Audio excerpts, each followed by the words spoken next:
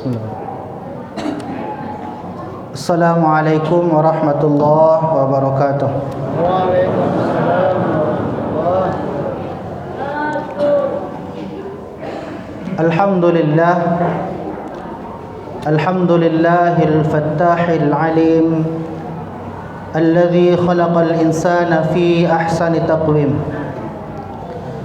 Ashhadu an la ilaha illallah wahdahu la syarika lah wa ashhadu anna sayyidana wa habibana wa maulana Muhammad sallallahu alaihi wasallam wa ala alihi wa azwajihi wa zurriyatihi wa ashabihi wa man sara ala nahjihi ila yaumil qiyamah, amma ba'd. Alhamdulillah, bapak-bapak, ibu-ibu, jemaah salat tarawih yang dirahmati oleh Allah. Alhamdulillah, kita bersyukur kepada Allah. Begitu banyak nikmat yang Allah Subhanahu wa taala berikan kepada kita. Sering kita dengar mungkin dari awal ceramah tarawih para ustaz, para alim ulama, para guru-guru kita menyampaikan, marilah kita bersyukur kepada Allah. Banyak ajakan untuk bersyukur kepada Allah. Maka bagaimana wujud syukur kita kepada Allah? Apakah cukup dengan mengucapkan alhamdulillah saja, kemudian kita sudah digolongkan sebagai orang yang bersyukur? Ketika diberi nikmat oleh Allah, kita ucapkan alhamdulillah. Apakah ini sudah cukup sebagai wujud syukur kita kepada Allah? Bapak Ibu yang dirahmati oleh Allah, sebagai satu contoh, ada orang yang rumah tempat tinggalnya kita sediakan, makanannya pun kita sediakan, uang belanjanya untuk keperluannya kita pun sediakan. Apapun kebutuhannya, keperluannya kita sediakan, kita penuhi. Ketika tempat tinggal kita berikan, dia ucapkan terima kasih Pak, terima kasih Bu. Ketika makanan kita berikan, kebutuhannya kita berikan, dia ucapkan terima kasih Pak, terima kasih Bu. Ketika uang belanjanya kita berikan, dia ucapkan terima kasih Pak, terima kasih Bu. Suatu ketika kita butuh bantuannya, minta tolong awak ke orang tadi. Anak namu hanya menolong awak. Kira-kira apa yang keluar dari mulut kita, apa yang terucap dari lisan kita kepada orang yang sudah kita bantu tadi? Tidak tahu terima kasih, tidak tahu diuntung. Padahal ketika kita berikan tempat tinggal, kita berikan rumah, tempat dia berteduh, tempat dia tinggal, ada diucapkan terima kasih Pak, terima kasih Bu. Kita berikan makanan, kebutuhannya kita lengkapi, ada diucapkan terima kasih Pak, terima kasih Bu.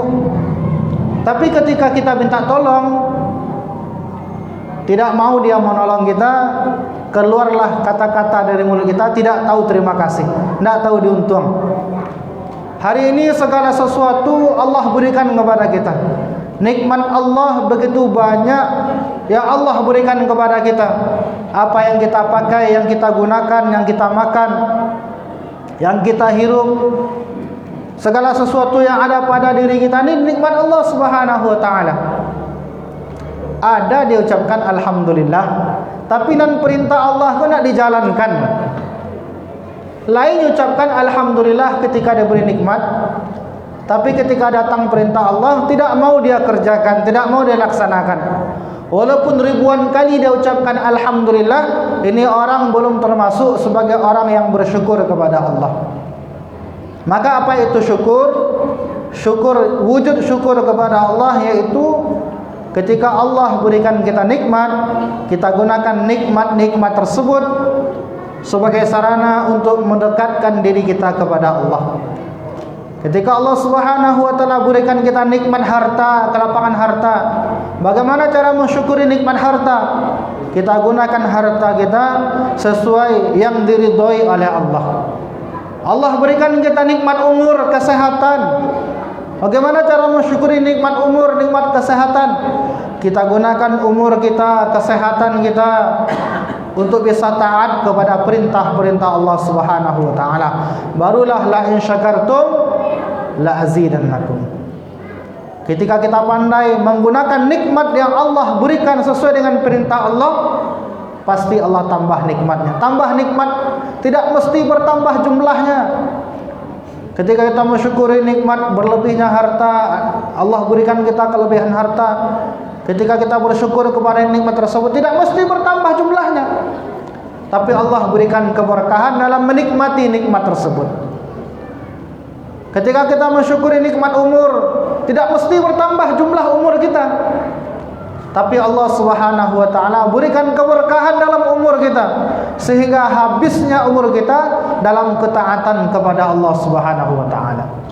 Bapak Ibu yang dirahmati oleh Allah Subhanahu wa taala, kemudian kita sebagai umatnya Rasulullah sallallahu alaihi wasallam, umat yang begitu dicintai oleh Rasulullah sallallahu alaihi wasallam, umat yang begitu sangat disayangi oleh Rasulullah sallallahu alaihi wasallam.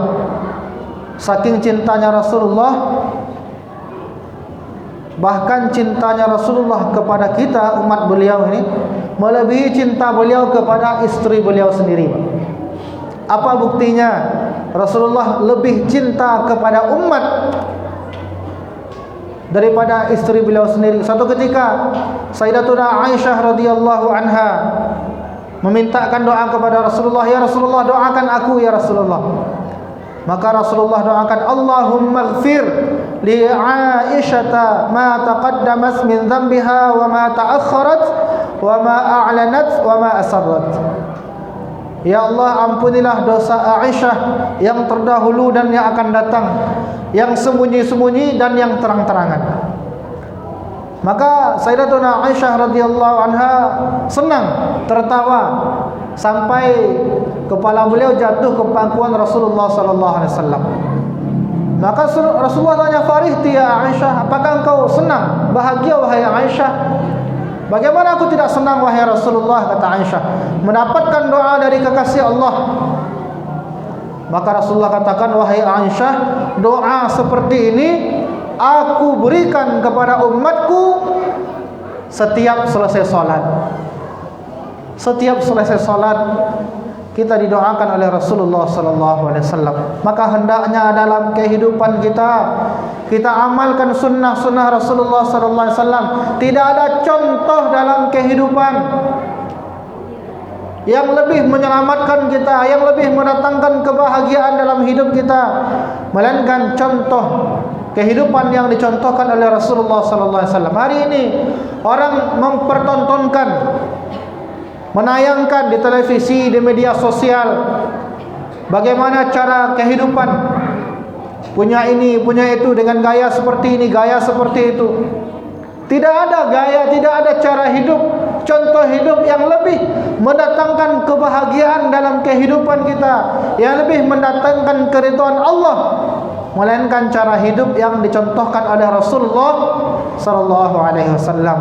Dan kita ringankan lisan kita untuk berselawat kepada Rasulullah sallallahu alaihi wasallam. Bapak Ibu jemaah salat tarawih yang dirahmati oleh Allah Subhanahu wa taala, ayat yang sering kita dengar selama bulan Ramadan, bahkan sebelum Ramadan kita sudah dengar ayat ini. Bahkan di antara kita walaupun belum pernah melihat di dalam Al-Quran, mungkin ketika membacanya terlewati mungkin, tapi kita hafal ayat ini. Saking seringnya dibacakan, saking seringnya kita dengar, sehingga familiar ayat ini di telinga kita. Allah Subhanahu wa taala firmankan dalam Al-Quran, "A'udzubillahi minasyaitonir rajim. Ya ayyuhalladzina amanu kutiba alaikumus shiyam kama kutiba alal ladzina min qablikum la'allakum tattaqun." Ini ayat sangat familiar sekali, sangat populer sekali di bulan Ramadan. Bahkan sebelum bulan Ramadan ini ayat sudah dibacakan oleh para khatib, para penceramah, sehingga di antara kita pun sudah banyak hafal ayat ini. Di akhir ayat ini Allah katakan la'allakum tattaqun. Di akhir ayat ini Allah katakan la'allakum tattaqun. La'alla kalau dalam bahasa Arab itu artinya mudah-mudahan. La'alla, asa itu semoga atau mudah-mudahan. Mudah-mudahan, la'allakum, mudah-mudahan kamu semua, mudah-mudahan kalian tattaqun, menjadi orang yang bertakwa. Para ulama tafsir mengatakan kalau ada perintah Allah di dalam satu ayat, kemudian ada kata-kata la'alla yang awalnya bermakna mudah-mudahan. Kalau ada perintah Allah di satu ayat, kemudian ada kata-kata la'alla. La'alla ini mudah-mudahan dalam bahasa Arab. Maka la'alla ini tidak lagi artinya mudah-mudahan. La'alla ini artinya pasti. La'allakum tattaqun, pasti kalian menjadi orang yang bertakwa. Maka kalau ada perintah Allah di dalam ayat tersebut, ada kata-kata la'alla, artinya bukan mudah-mudahan lagi, artinya pasti. Maka di dalam ayat ini la'allakum tattaqun, pasti kalian menjadi orang bertakwa. Syaratnya kita tunaikan perintah Allah di dalam ayat tersebut. Di dalam ayat ini ya ayyuhalladzina amanu kutiba alaikumusshiyam. Allah perintahkan kita berpuasa.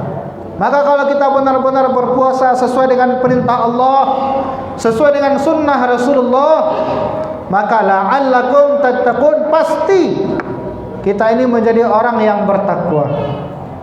Karena memang Ramadan, puasa ini adalah sarana pendidikan takwa kita. Bulan Ramadan, bulan puasa ini sarana pendidikan takwa. Sebelumnya apa itu takwa? Banyak ulama menafsirkan, mengartikan, menjelaskan, mensyarahkan apa makna takwa tadi. Yang mudah kita fahami, takwa ini seperti satu orang yang berjalan di antara pecahan kaca. Bagaimana cara orang berjalan di antara pecahan kaca? Jangankan kaca yang besar, kaca yang kecil saja berusaha dia hindari. Jangankan kacoran gadang lah, kacoran ketek saya takut tapi jak. Begitu juga orang yang memiliki sifat takwa, jangankan dosa-dosa besar, dosa kecil pun berusaha dia hindari. Jangankan dosa besar yang akan dia lakukan, dosa kecil pun berusaha dia tinggalkan. Ini orang yang memiliki sifat takwa. Maka pendidikan takwa ada di bulan Ramadan, ada di bulan puasa. Jangankan perkara yang membatalkan puasa, hal yang merusak daripada pahala puasa saja berusaha kita hindari. Jangankan perkara yang membatalkan puasa kita saja, perkara yang akan merusak ibadah puasa kita, yang merusak pahala puasa kita, berusaha kita hindari. Jangan bagunjiang jo hari bulan puasa. Padahal bagunjiang memang tidak membatalkan puasa, tapi merusak ibadah puasa kita. Maka perkara yang seperti ini yang merusak ibadah puasa kita, berusaha kita hindari. Jangankan yang membatalkan, yang merusak saja berusaha kita hindari. Ijan badu tojo di bulan puasa. Ini pendidikan takwa di bulan Ramadan. Maka orang yang benar-benar menjalankan ibadah puasa sesuai dengan perintah Allah, sesuai dengan sunnah Rasulullah, la'allakum tattaqun, pasti orang ini mendapatkan sifat takwa. Bapak Ibu jemaah salat tarawih yang dirahmati oleh Allah, maka apa rewardnya, apa keuntungannya, apa kelebihan bagi orang yang memiliki sifat takwa ini? Di dalam Al-Quran, beberapa ayat dalam Al-Quran Allah jelaskan, wa may yattaqillaha yaj'al lahu makhraja. Dan siapa yang bertakwa kepada Allah, Allah berikan jalan keluar. Dalam setiap permasalahan kita nanti Allah berikan jalan keluar. Siapa yang tidak memiliki masalah dalam hidupnya, Pak? Siapa yang tidak memiliki permasalahan dalam kehidupannya? Lah selesai cek masalah tibolo masalah celai. Alah selesai masalah ikut tibolo masalah celai. Karena memang dunia ini tempat ujian. Dalam hadis sahih riwayat Imam Bukhari, ad-dunya darul imtihan. Dunia ini memang tempatnya ujian. Allah berikan permasalahan-permasalahan. Maka orang yang ada sifat takwa kepada Allah, yaj'al lahu makhraja. Allah, ini hamba Allah. Dunia ini milik Allah. Allah yang ciptakan 7 lapis langit, 7 lapis bumi, dengan yang menjaganya. Semua ini bergerak atas izinnya Allah Subhanahu wa taala. Maka untuk menyelesaikan masalah kita yang kecil mudah bagi Allah, asalkan kita ada takwa dalam hati kita kepada Allah. Wa may yattaqillaha yaj'al lahu makhraja wa yarzuqhu min haitsu, sampai kita tidak mendapatkan ampunan Allah. Jangan sampai di bulan Ramadan kita tidak mendapatkan ampunan Allah. 3 doa malaikat Jibril yang diaminkan oleh Rasulullah SAW. Celakalah orang yang mendapati bulan Ramadan tetapi dia tidak mendapatkan ampunan Allah. Laibas wujud bulan Ramadan. Jemaah salat tarawih yang dirahmati oleh Allah Subhanahu wa taala, dan takwa ini adalah bekal. Takwa ini adalah bekal kita untuk melakukan perjalanan yang sangat panjang sekali. Kapan perjalanan yang panjang? Perjalanan yang panjang bukan perjalanan kita di atas dunia ini. Perjalanan meninggal dunia saja. Alun dikuburan lain, harta benda dunia kita itu sudah tidak boleh kita gunakan. Enggan ahli waris kita. Apa contohnya? Ada orang sekiranya ada orang yang memiliki mobil mewah di rumahnya, cukui-cukui atau di rumahnya, ada Alphardnya, ada Pajero-nya, ada Innova-nya, banyak mobil mewah di rumahnya. Mobil ini hasil usahanya sendiri, hasil peras keringatnya sendiri, hasil dia cicil selama 5 tahun, 10 tahun. Ketika meninggal dunia, kira-kira oto yang kamantannya dan kakubur. Oto di rumah banyak, hasil usaha surang, hasil tabungan surang, nyicil pakai peti surang. Ketika meninggal dunia, ahli warisnya teleponnya ambulan masjid, ambulan masjid. Enggan ahli waris kita menaikkan ke atas mobil kita sendiri. Rumah yang kita bangun, hasil jerih payah kita, dibangun rumah seketek-seketek jadi gadang, batingkek pula, dicicil selama 15 tahun. Meninggal, kira-kira para lama boleh tinggal di rumah tu. Setengah hari saja di rumah tu, lah camih orang saisi rumah, lah takui orang, antarlah mai ke kubur lain. Kalau masuk kasarnya, jangan letaknya di rumah lain. Antarlah mai ke kubur lain. Lah setengah hari, lah sehari lah biar. Antarlah ke kubur lain. Kalau masuk kasarnya, keluarlah dari rumah lain. Rumah-rumah kita, harta-harta kita, hasil jerih payah kita, hasil tabungan kita, belum lagi kita masuk ke dalam kubur, sudah tak bisa lagi kita pakai. Maka apa bekal kita dalam menjalani perjalanan yang panjang setelah kematian? Wa tazawwadu fa inna khairaz zadit taqwa. Kata Allah dalam Al-Quran, berbekallah kalian, sebaik-baik bekal adalah takwa kepada Allah. Berbekallah kalian, sebaik-baik bekal adalah takwa kepada Allah. Inilah bekal yang terbaik. Maka ini kesempatan di bulan Ramadan yang Allah berikan kepada kita. Jangan sampai kita sia-siakan. Allah masih memberikan kita kesempatan di bulan ini. Ada orang yang sudah tidak Allah berikan lagi kesempatan.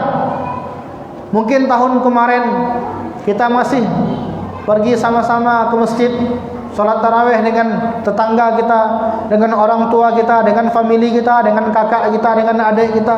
Sekarang mereka sudah meninggalkan kita, sudah tidak dapat kesempatan untuk beribadah di bulan Ramadan. Hari ini Allah masih memberikan kita kesempatan untuk beribadah di bulan Ramadan, untuk mendapatkan sifat takwa, untuk mendapatkan ketakwaan di dalam hati kita. Maka kita gunakan bulan Ramadan ini puasa di bulan Ramadan, ibadah di bulan Ramadan kita gunakan dengan sebaik-baiknya sehingga terkumpul bekal kita yang banyak.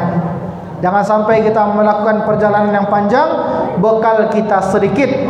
Bapak yang dirahmati oleh Allah Subhanahu wa taala, maka janji Allah di dalam Al-Qur'an, ya ayyuhalladzina amanu kutiba alaikumusiyam kama kutiba alal ladzina min qablikum la'allakum tattaqun.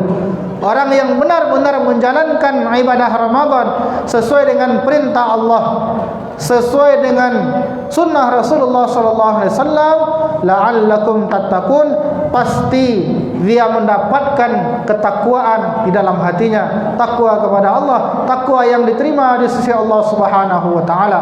Fa'tabiru ya ulil absar la'allakum turhamun. Assalamualaikum warahmatullahi wabarakatuh.